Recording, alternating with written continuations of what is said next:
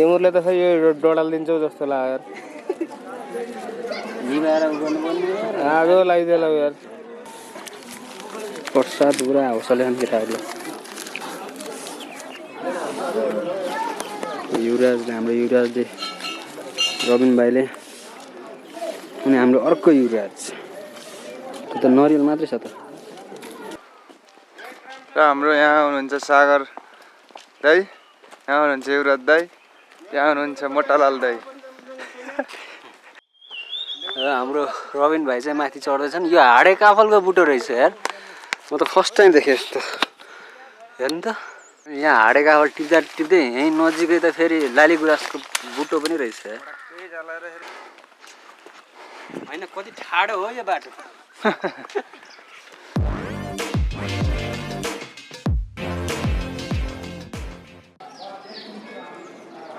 यहाँ हाम्रो चाहिँ नयाँ संरचना हुँदै रहेछ यो सायद यहाँ वरिपरि पोखरी हुन्छ अनि यहाँ बिचमा चाहिँ अब त्यो के हुन्छ होला सायद त्यस्तै छ स्ट्रक्चरहरू हेर्दाखेरि संरचना यस्तो राम्रो ल साथीहरू अब हामी चाहिँ मेन मन्दिरमा जाँदैछौँ मेन मन्दिरको पूजा गर्नु पर्यो यो दाहिने हुँदै यसरी हामी चाहिँ सर्कल हान्दैछौँ अनि त्यसपछि मेन मन्दिर चाहिँ पूजा गर्छौँ है त शङ्का गर्दै आउने शङ्का गर्ने अरे पाँच मण्डप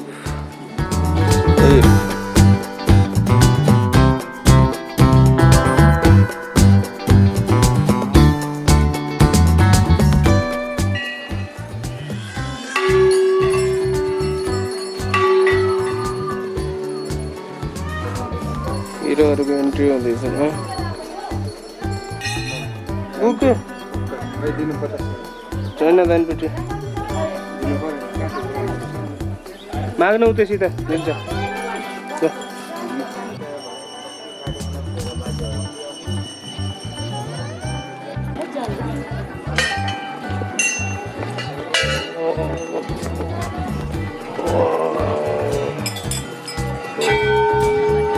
मेरो नामको पनि है मेरो नामको पनि आफ्नो पनि सबैको सबै नेपालीको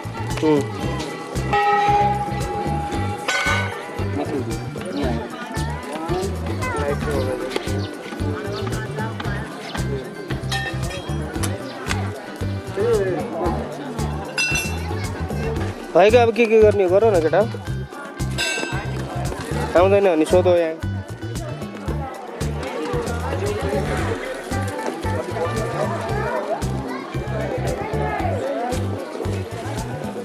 तिमीले त खै यो डडाल दिन्छौ जस्तो लाग्यो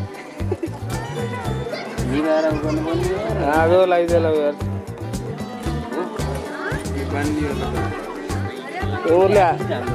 तिमीले आगै लगाइदिन्छौ क्या यार उता बाँध्न अलि मासतिर यार टक्क राम्रोसँग बाँध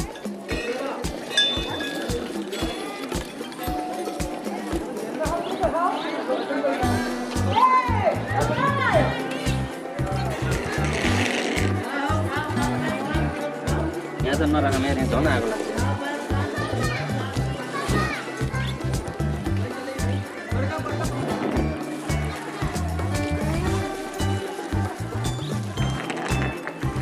तँ पनि छोप न केही न भगवान्को ए डराउँछ यार मेरो बालना कतिवटा छोप्थेँ मैले यहाँ नमिलेर मात्रै हो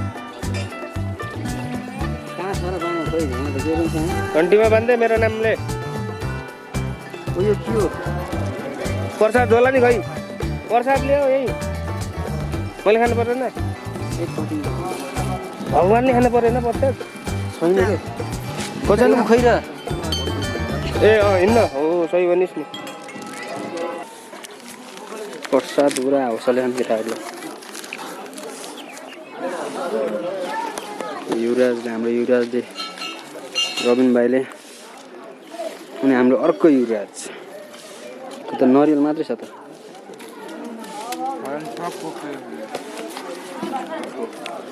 अब हामी पनि एप्सको मतलब प्रसाद त ग्रहण गर्नु पर्यो नि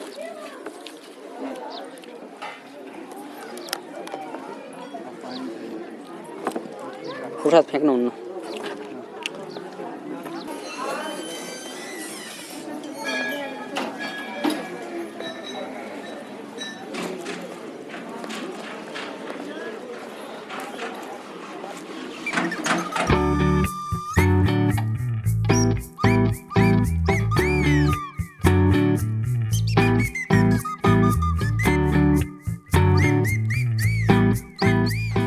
हाम्रो यहाँ दाइ रमाइलो छ यार। यहाँ गाईहरूको फार्मै फार्म गौशाला भन्छ कि के भन्छ यार, म रङ त भनेको गौशाला गौशाला भन्छ। अँ, अनि बस्ने ठाउँलाई धर्मशाला भन्छ। अँ।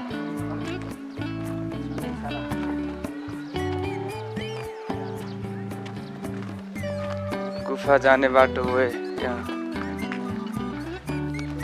हाय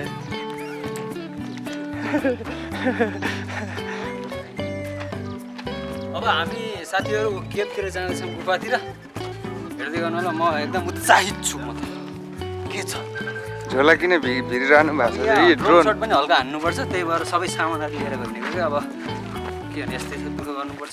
कृपया यो कुराको लागि लाइक सेयर कमेन्ट पुरै हान्नु पऱ्यो अहिले हाम्रो यात्रा भइरहेछ गुफातिर एकदम। र हाम्रो यहाँ हुनुहुन्छ सागर दाइ, यहाँ हुनुहुन्छ युवराज दाइ, यहाँ हुनुहुन्छ मोटालाल दाइ।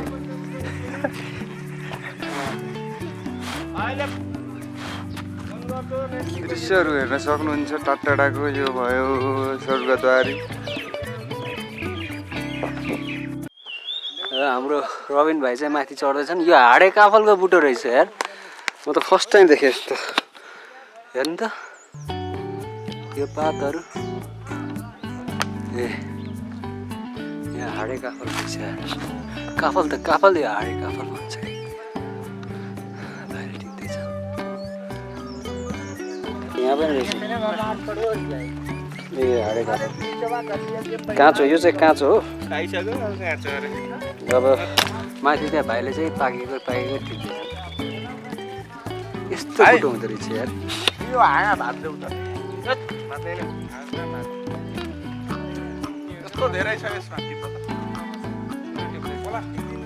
हाम्रो भाइले चाहिँ यो बोतलमा उसले भर्दैछ, प्लास्टिक थिएन। हामी चाहिँ त्यहाँ देख्नुपर्छ नि पिँधमा हो त्यो हाडे काफल हो।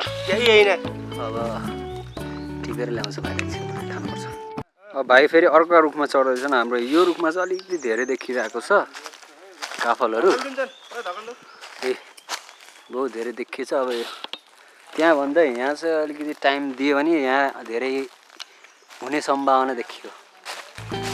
ल यो तरिका चढ्ने हेर्नु। हाम्रो रविन भाइ त कडै हो कि फेरि। अनि हामी यहाँ दर्शकहरू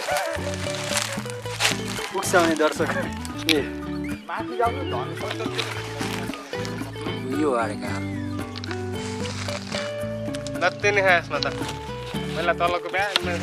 यहाँ हाडेका टिप्दा टिप्दै यहीँ नजिकै त फेरि लाली गुराँसको बुटो पनि रहेछ। ल हेर्नु त साथी, लाली गुराँसको बुटो अहिले चाहिँ फुल्ने समय भएको रहेन त, छिटो हुँदो रहेछ हौ। ल हामी गुफातिर जाँदैछौँ। लगभग आइपुग्यो रहेछ। अनि दाइ थकै लाग्छ हजुरलाई? लागेन मलाई, थकै छ मलाई। एक राति लागेन, सास मात्रै फेर्न सकेँ।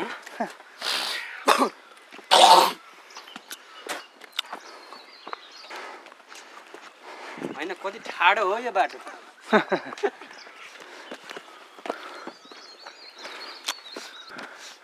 नो फोटोग्राफी अरे, फोटो खिच्न पाइँदैन अरे। भिडियो खिच्न पाइन्छ होला नि त। ल फाइनली गाइज हामी आइपुग्यो गुफा। केही गाह्रो थिएन यहाँ आउन, एकछिनै पछि केही गाह्रो थिएन।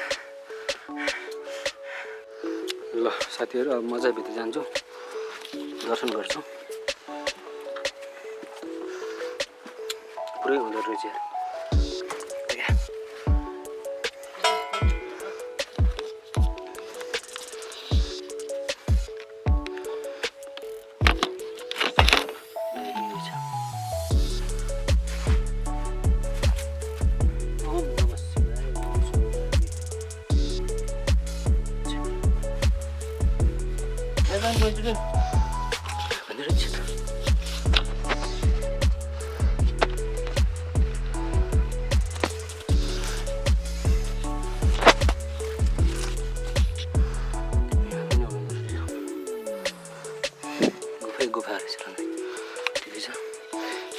गरौँ के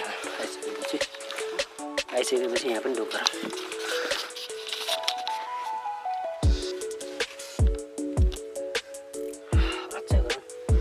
भगवान्ले सबैको हाम्रो सबै नेपालीको घर परिवारको कुलको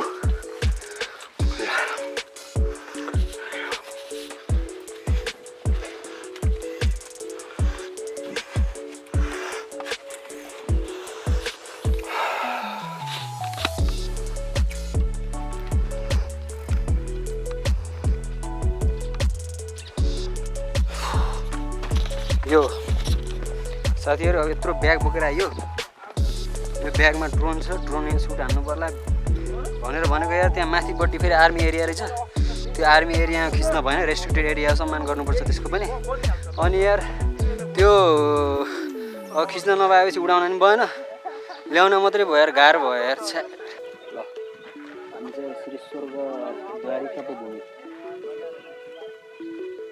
स्वर्गद्वारी तपोभूमिमा छौँ। यहाँको नजारा यस्तो छ, सिन यस्तो छ, हेलिप्याड छ पछाडि।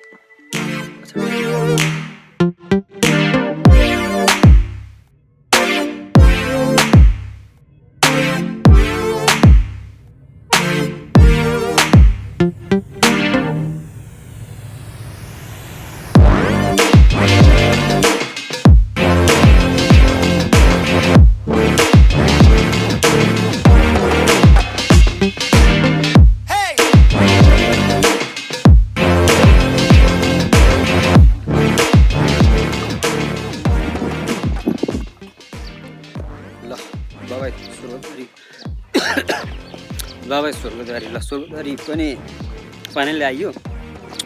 लाइफमा फर्स्ट टाइम अथवा कुनै एक न एकचोटि चाहिँ आउनु होला पक्कै पनि तपाईँहरू। भिजिट गर्नुहोस् नेपाललाई। नेपालको यस्तो आनन्द स्वर्ग जस्तो ठाउँ नै छ कि यो। त्यही भएर अब नाम पनि स्वर्गद्वारी, स्वर्ग जस्तो ठाउँ पनि छ। यहाँ त अब यसको हिस्ट्री भन्ने हो भने त धेरै नै डिप छ। अब ठाउँ चाहिँ एकदम राम्रो छ, तपाईँ पनि आउनुहोस्, घुम्नुहोस् होइन। आफ्नो गाउँठाउँ आफ्नो देशको उसलाई चाहिँ माया गर्नुपर्छ, भिजिट गर्नुपर्छ है त। यही भन्दै अब फेरि नेक्स्ट अब भिडियोमा चाहिँ फेरि भेटौँला। अहिलेलाई भने स्वर्गद्वारीको हाम्रो यो यात्रा र हाम्रो यो भ्लग यति नै। See you in next video. Bye by.